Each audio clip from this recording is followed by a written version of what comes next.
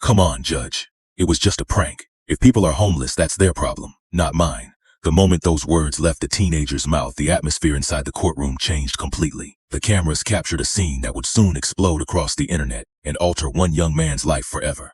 A 16-year-old sat in Judge Judy's courtroom grinning arrogantly while the charges against him were read aloud. Felony vandalism, property destruction, hate crimes targeting vulnerable individuals. But this wasn't an ordinary vandalism case. This teenager had filmed himself destroying a homeless shelter while live streaming to hundreds of thousands of followers online. As he laughed, he mocked the residents, calling them failures who deserved their suffering. And over the next 19 minutes, the entire world would witness one of the most emotional courtroom moments of the year. Within days, the footage would be viewed more than 65 million times online. But there was one secret nobody in that courtroom knew when the hearing began.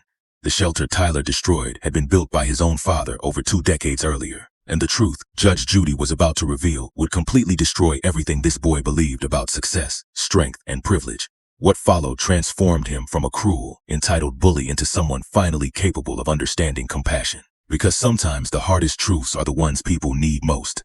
Before we continue, comment below where you're watching from. And if you enjoy powerful courtroom stories about justice, accountability, and shocking revelations, make sure you subscribe. Now let's begin. At just 16 years old, Tyler Chen believed he understood how the world worked. As the son of wealthy real estate developer Marcus Chen, one of the most successful businessmen in Fairfield County, Connecticut, Tyler had grown up surrounded by luxury and privilege. Money fixed problems, influence erased consequences, and status opened every door. For his 16th birthday, his parents bought him a BMW. He lived in a massive mansion with an indoor swimming pool and more bedrooms than most families could ever dream of. The designer clothes in his closet cost more than many people earned in months. And online, Tyler had built a huge following by posting cruel prank videos humiliating homeless people, minimum wage workers, and anyone he considered beneath him. In Tyler's mind, society only had 2 kinds of people, winners and losers. His father, to him, represented the ultimate winner, a ruthless businessman who built wealth through ambition and power.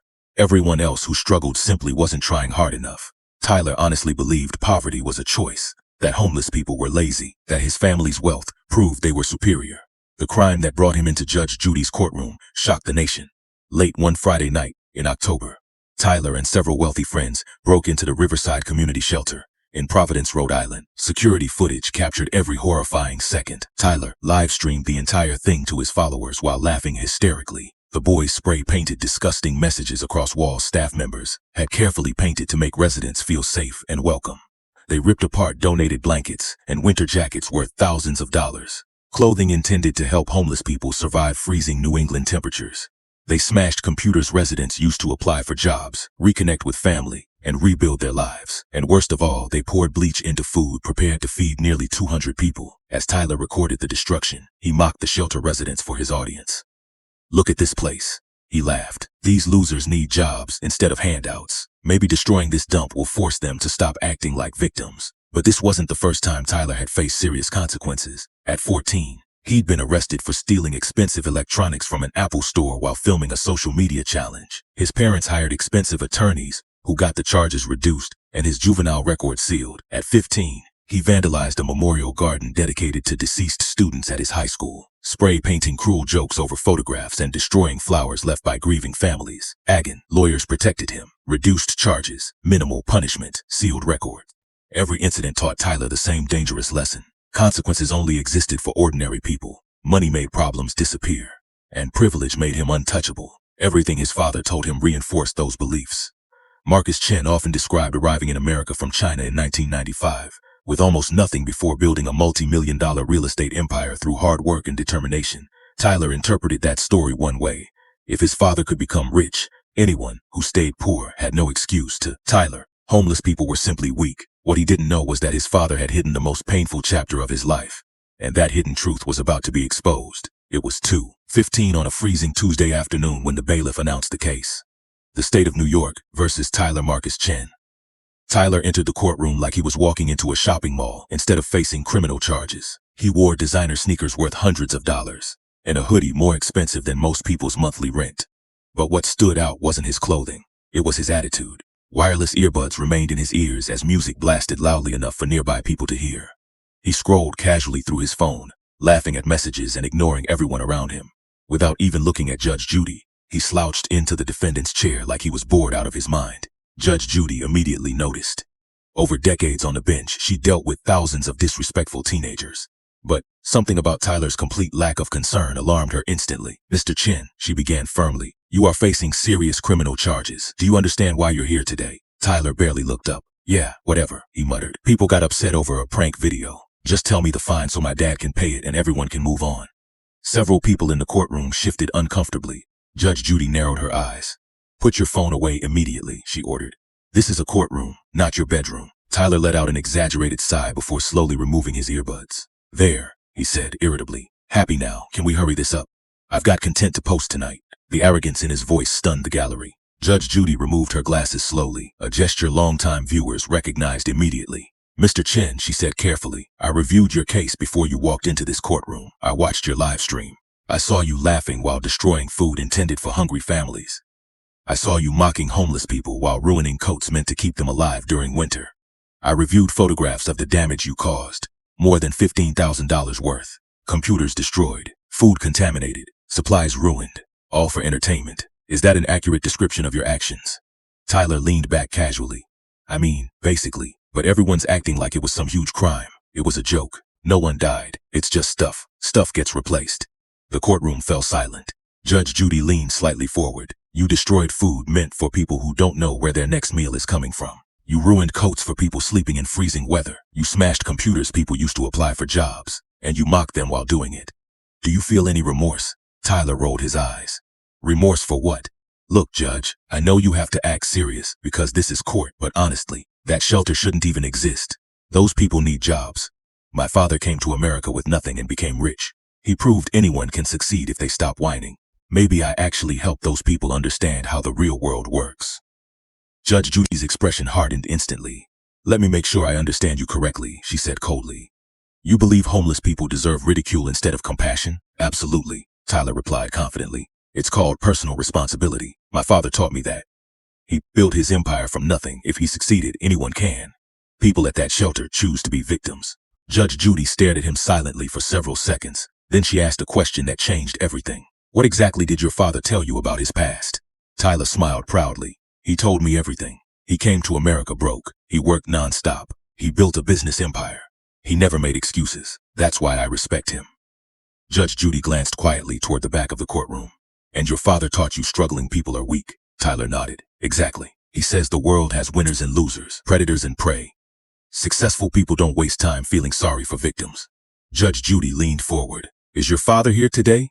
Tyler finally turned around. In the last row sat Marcus Chen. Unlike his son, Marcus wore a plain dark suit and carried an expression filled with sadness and shame. Tyler grinned casually. Oh yeah, Dad's here. He probably came to make sure I don't get screwed by the system. Judge Judy's voice cut sharply through the room. Actually, Mr. Chen, your father contacted my office 3 days ago. He specifically asked to attend this hearing. He told my staff there was something you needed to hear. Something he should have told you years ago. Tyler's smile disappeared. What are you talking about? My dad has nothing to hide. Judge Judy opened a folder slowly. Mr. Chen, she asked quietly, do you know what building you vandalized? The Riverside Shelter, Tyler answered impatiently. So what? Judge Judy's voice became almost whisper quiet. That shelter was built by your father. The courtroom froze. Tyler blinked. What? Your father personally designed it in 2003. He supervised the construction himself. He still visits it regularly. That shelter is the most important thing he has ever built. Tyler turned toward his father in disbelief. Marcus kept his eyes lowered. My dad built a homeless shelter. He never told me that. Judge Judy nodded slowly. He never told you because he never told you the truth about his life. Tyler gripped the edge of the table tightly. What truth? Judge Judy looked directly toward Marcus. The older man stood slowly from the back row. Your Honor, he said quietly. May I speak to my son? Judge Judy nodded. Marcus walked down the aisle in complete silence. When he stopped near Tyler, his face carried decades of buried pain. Everything Judge Judy said is true. Marcus began softly. I built that shelter, but I never told you why. And I never told you the full story of how I came to America. Tyler looked terrified now, Dad. Marcus took a long breath. I came to America in 1995, but I didn't arrive as a businessman. I arrived as a refugee. I had $200, one suitcase, and almost no English. Within 2 months, I lost everything. Marcus looked directly into his son's eyes. For 3 years, Tyler, I was homeless. The entire courtroom went dead silent.